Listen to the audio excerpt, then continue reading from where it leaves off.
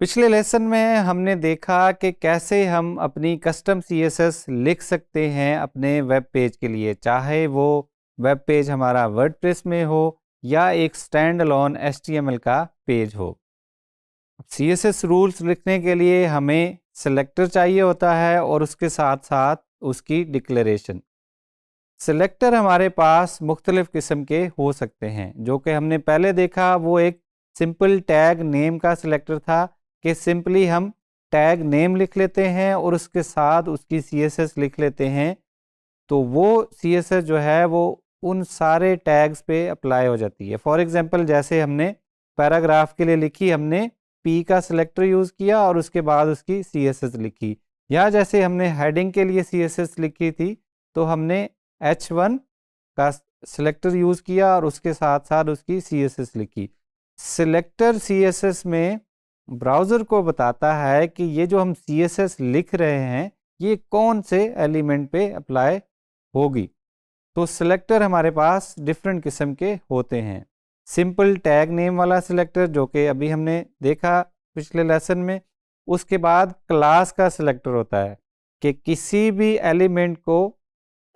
Element के tag में हम क्लास का एट्रीब्यूट ऐड करते हैं और उसके वैल्यू में क्लास का नेम लिख देते हैं, और उसी क्लास को यूज़ करते हुए हम सीएसएस लिख सकते हैं, और वो क्लास जिस जिस एलिमेंट में एज एट्रीब्यूट ऐड होगी वहाँ वहाँ वो वाली सीएसएस अप्लाई हो जाएगी।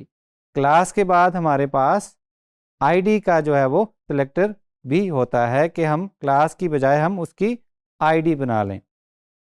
उसके बाद हम सिलेक्टर्स को ग्रुप भी कर सकते हैं। फॉर एग्जांपल हम चाहते हैं कि पैराग्राफ और हेडिंग की स्टाइलिंग जो है वो सेम होनी चाहिए, तो हम दो या उनसे ज़्यादा सिलेक्टर्स को ग्रुप करके भी उन पे सीएसएस अप्लाई कर सकते हैं।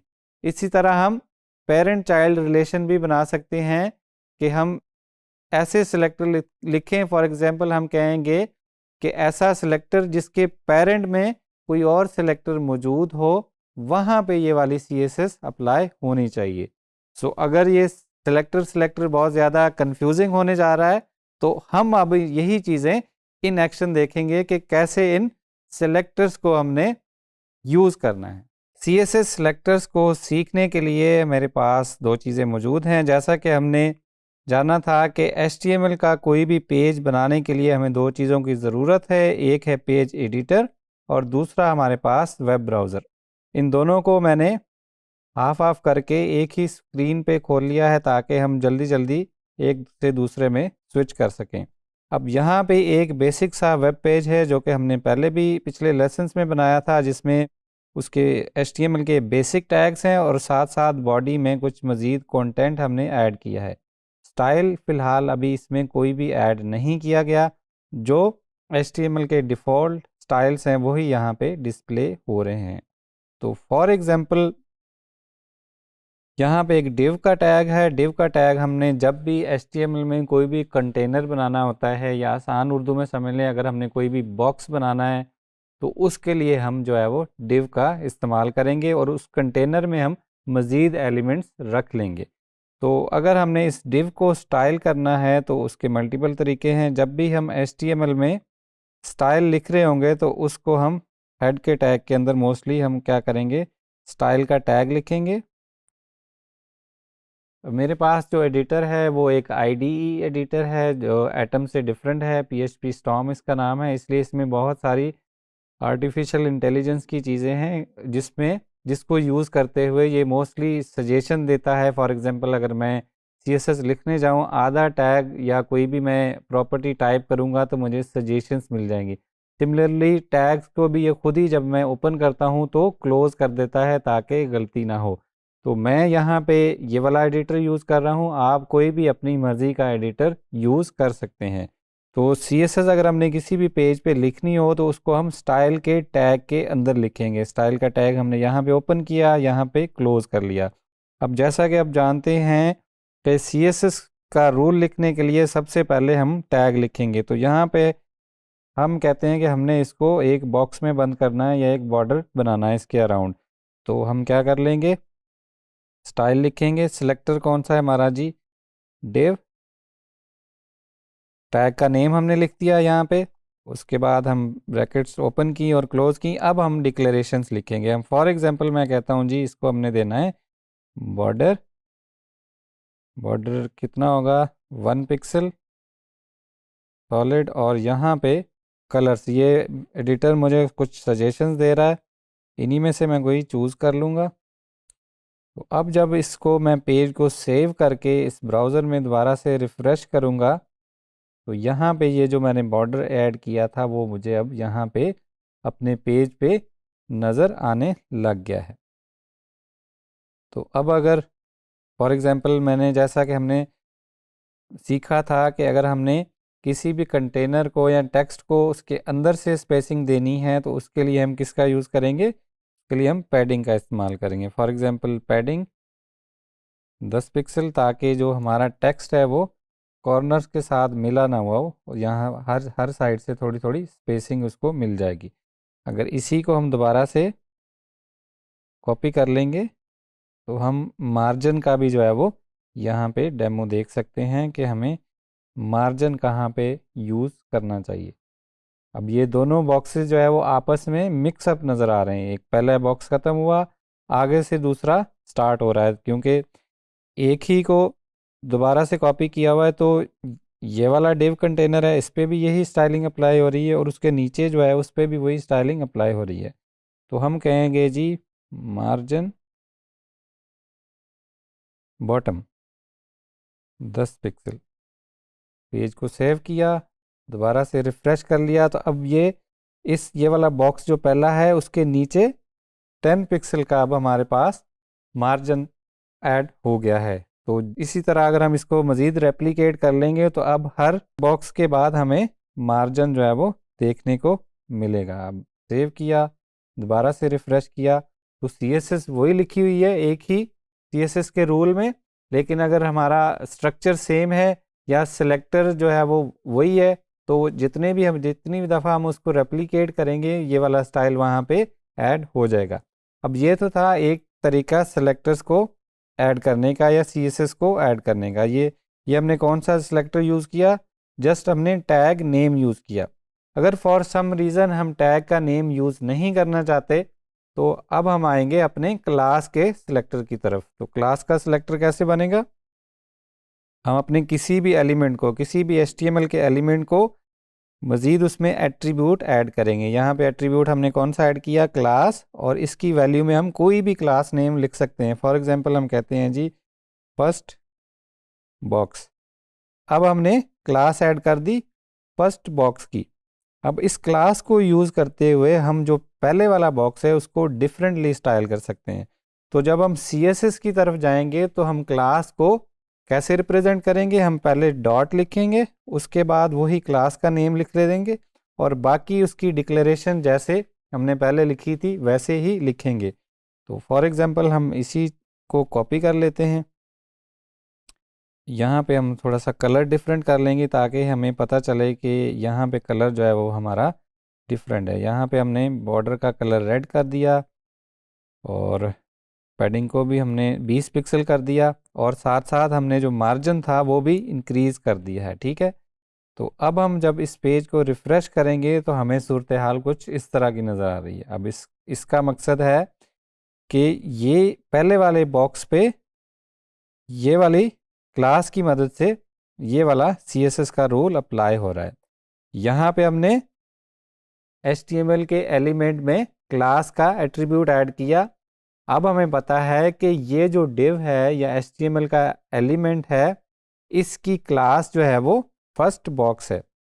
अब हम CSS में आगे बता रहे हैं कि ये वाली CSS, ये जो हम डिक्लेरेशंस हमने 3 लिखी हैं, ये CSS के ऐसे एलिमेंट पे अप्लाई होंगी जिसका क्लास का एट्रीब्यूट फर्स्ट बॉक्स होगा।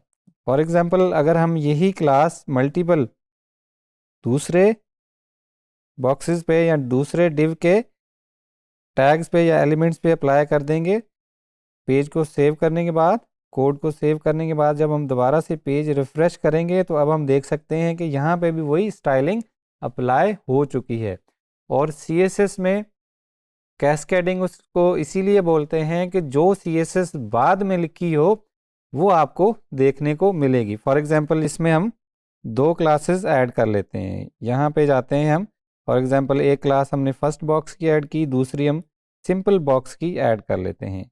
और अब हम कहते हैं जी, इसको हमने इसी को कॉपी कर लिया, या हमने दोबारा से नई क्लास बना ली बॉक्स, और हम कहते हैं जी यहाँ पे बॉर्डर जो है इसका कौन सा होगा, फॉर एग्जांपल ग्रीन, और बॉर्डर की 1 पिक्सल का बॉर्डर होगा, सॉलिड बॉर्डर होगा और ग्रीन होगा। कोड को सेव किया, पेज को दोबारा से रिफ़्रेश करेंगे तो अब हम देख सकते हैं कि यहाँ पे इस बॉक्स की जो है वो बॉर्डर जो है वो ग्रीन हो गया। लेकिन अगर हम इसको यहाँ से उठा के यहाँ पे ले जाते हैं तो दोबारा से पेज को रिफ़्रेश करेंगे, अब हम देखते हैं कि दो क्लासेस ऐड हो रही हैं एक ही एलिमेंट पे, या एक ही डिव के बॉक्स पे दो क्लासेस ऐड हो रही हैं, फर्स्ट बॉक्स की और बॉक्स की। लेकिन दोनों का कलर जो या बॉर्डर का कलर है वो रेड आ रहा है। उसकी वजह यह है कि जो प्रॉपर्टी बाद में लिखी है, अगर किसी एक ही एलिमेंट पे दो डिफरेंट स्टाइल अप्लाई हो रहे हो मुख्तलिफ सेलेक्टर्स के थ्रू, वो सेलेक्टर नेम का भी हो सकता है, आईडी का भी हो सकता है और क्लास का भी हो सकता है।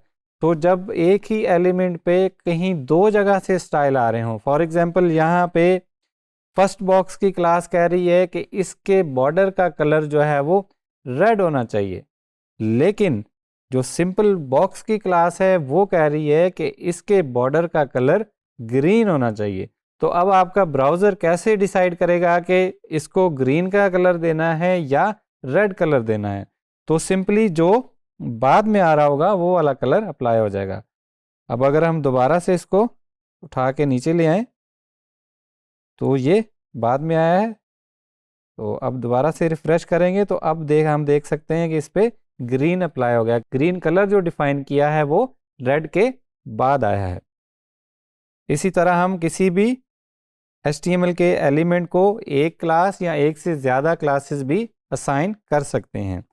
ये तो हो गया क्लास का सिलेक्टर। अब अगर हमने किसी एलिमेंट को आईडी असाइन करनी है तो आईडी के लिए भी हम जैसे ही हमने क्लास लिखी है आईडी का एट्रीब्यूट लिखेंगे और साथ में उसकी आईडी मेंशन कर देंगे। हम कहेंगे जी थर्ड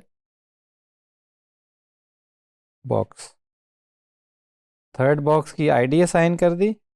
और जब हम CSS लिखने जाएंगे तो आईडी एग्जैक्टली जो हमने HTML में लिखी है उससे पहले हम क्लास में हमने डॉट ऐड किया था, आईडी के साथ हम हैश ऐड कर लेंगे और उसी तरीके से हम उसकी CSS जो है वो लिख सकते हैं। यहाँ पे फॉर एग्जांपल हम बॉर्डर का कलर चेंज कर लेते हैं। यहाँ पे कलर सेलेक्टर में आए और यहाँ से हमने something like pink colour select किया। तो अब हम देख सकते हैं कि थर्ड बॉक्स जो है वो उसकी,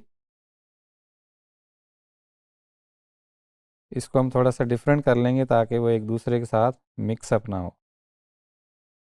तो अब हम जब पेज रिफ़्रेश करेंगे तो हम देख सकते हैं कि थर्ड बॉक्स जो है वो उसका जो बॉर्डर है वो भी हमें डिफरेंट देखने को मिल रहा है। हमने सीखा क्लास के थ्रू कैसे बॉर्डर हम ऐड करते हैं या क्लास के थ्रू हम CSS कैसे अप्लाई करेंगे किसी एलिमेंट पे, टैग नेम के थ्रू कैसे अप्लाई करेंगे और आईडी के थ्रू कैसे अप्लाई करेंगे। अब हम कहते हैं कि हमने मज़ीद कलर चेंज करना है। फॉर एग्जांपल हमने हेडिंग का कलर भी चेंज करना है और पैराग्राफ का भी चेंज करना है। तो हम क्या कहेंगे, पहले हम H1 का करते हैं। H1 इधर आए, हमने कहा कलर और इधर हमने इसको बता दिया ग्रीन। तो पेज को रिफ़्रेश करेंगे तो हम देख सकते हैं कि हमारी सारी हेडिंग्स जो हैं वो ग्रीन हो गई हैं।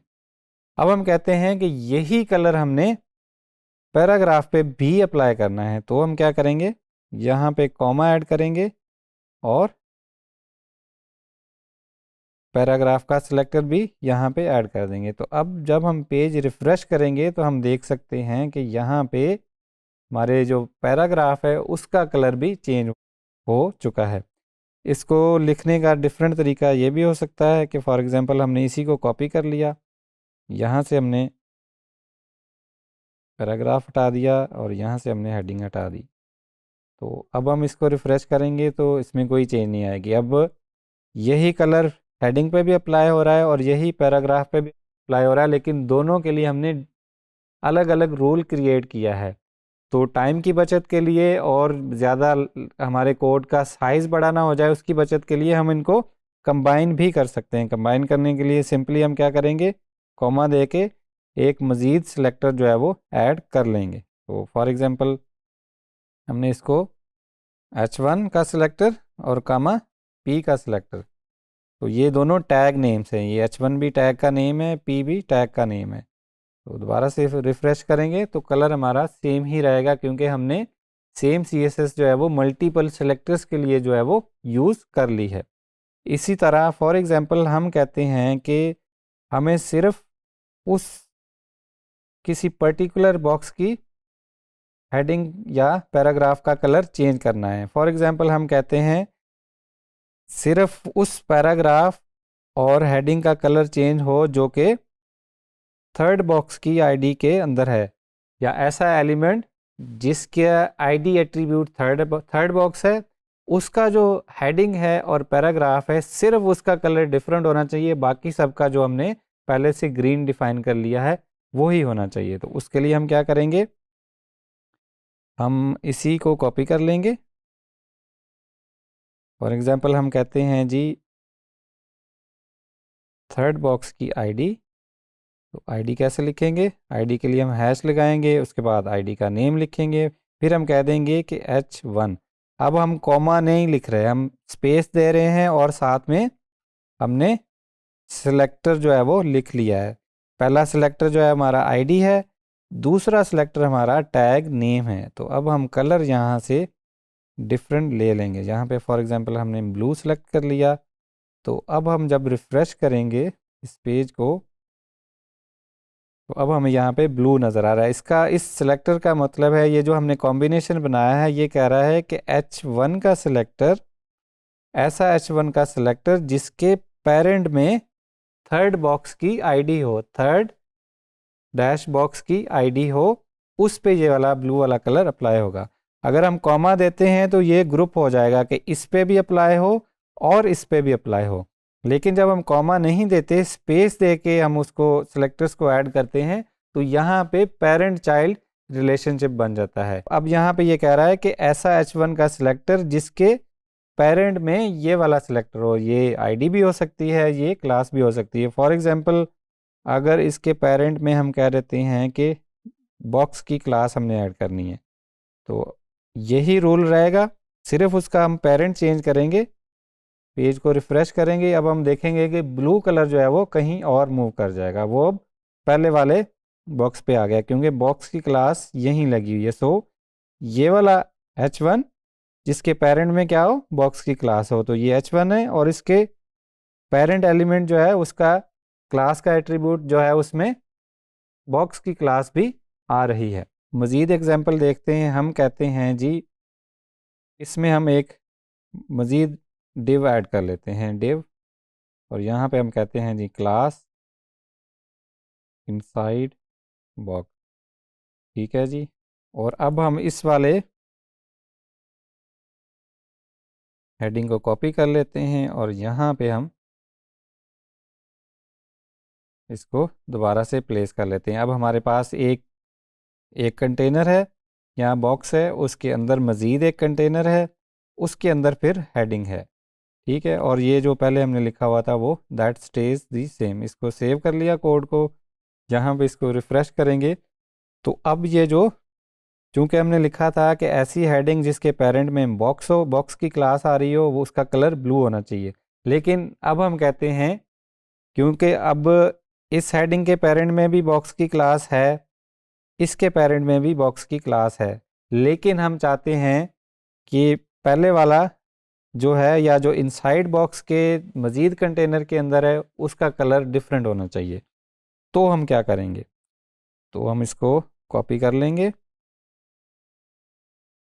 को कॉपी करने के बाद हम इस वाले को भी उसकी हायरार्की में ऐड करेंगे। फॉर एग्जांपल हम यहाँ पे कह रहते हैं कि ऐसा h1 का टैग या एलिमेंट जिसके पेरेंट में इनसाइड बॉक्स की क्लास हो और उसके पेरेंट में बॉक्स की क्लास हो, तो वहाँ पे ये कलर अप्लाई होना चाहिए। तो यहाँ पे हम रेड कलर का इंतखाब कर लेते हैं। तो अब ये सिर्फ इस वाले एलिमेंट पे अप्लाई होना चाहिए। हमने उसको रिफ़्रेश किया तो यहाँ पे ये अब सिर्फ इसका कलर चेंज हुआ है, क्योंकि हमने उसकी जो पेरेंट चाइल्ड वाला रिलेशनशिप था वो उसकी हायरार्की उस तरह से बना ली है। फॉर एग्जांपल हमने कहा h1 का ऐसा टैग जिसके पेरेंट में कौन सी क्लास हो, इनसाइड बॉक्स की क्लास हो, और उसके पेरेंट में क्या हो, बॉक्स की क्लास हो। तो वहाँ पे इसका क्या हो जाना चाहिए, कलर ये वाला हो जाना चाहिए। अगर हम इसका साइज भी चेंज करना चाहते हैं, फॉर एग्जांपल हम कहते हैं जी फॉन्ट साइज, हम कहते हैं जी 40 पिक्सल, 40 पिक्सल हमने ऐड कर दिया। अब इसको रिफ़्रेश करेंगे तो यहाँ पे हमें ये इस हेडिंग का साइज 40 पिक्सल देखने को मिलेगा। इसी तरह हम अपने पेज की रिक्वायरमेंट के मुताबिक किसी पर्टिकुलर एलिमेंट को हमने स्टाइल करना हो तो हम उसकी हायरार्की देखेंगे या देखेंगे कि उसके पेरेंट में कौन कौन से एलिमेंट हैं, ताकि हम सिर्फ एक ही स्पेसिफिक एलिमेंट को स्टाइल कर सकें जिसको हमने करना है।